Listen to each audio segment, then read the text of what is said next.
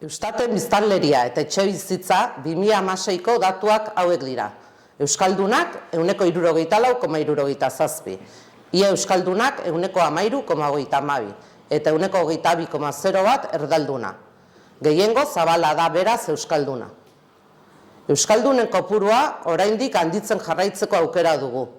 Ta gure txikian, 6.000 biztanle, lanketa zehatzagoak egin eta euskarak duen balioa azaleratzeko aukera dugu. Soziolinguistika klusterrak egindako azken neurketan, 2018an, 44,8ko erabilera eman zuen. 4.518 elkarrizketa neurtu ziren guztira. Horietatik 2022an euskaraz ari ziren. 2.410etan gaztelaniaz eta 86etan beste hizkuntza batean. Ezagutza geroz eta handiagoa bada ere, geroz eta gaztelania gehiago entzuten den irudipena. Ea klusterrak urrena egiten duen erabilera neurketa zer dioskun. Asko dira herrian euskeraz jakinez eta horretaz harro daudenak, gero eta gehiago. Kontzientzia falta sumatzen dugu. Euskara ikastea doan ez izatea traba gaindiezina da helduak euskalduntzeko.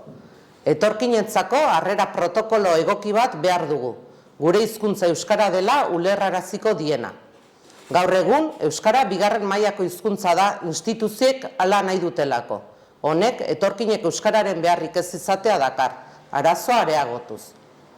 Merkataritzako eta ostalaritzako hainbat establezimentutan geroz eta euskara gutxiago entzuten eta ikusten da. Geroz eta gehiago dira sektore honetan lan egiten duten etorkinak. Euskararen inguruan lanean diharduten eragileak asko dira Lazkaon. Maizpide, Ikastola, Gerriko, Fraide Beneditarrak.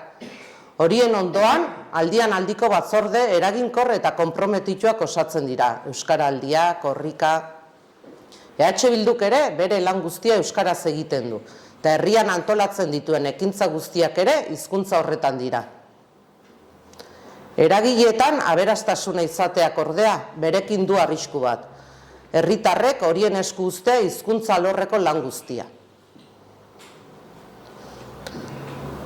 Batzorde bat osatu behar litzateke dokumentazioa biltzeko.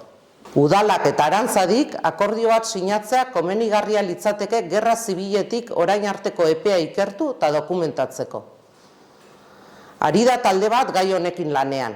Ondoan izango gaituzte, osatzen laguntzeko, zabaltzeko.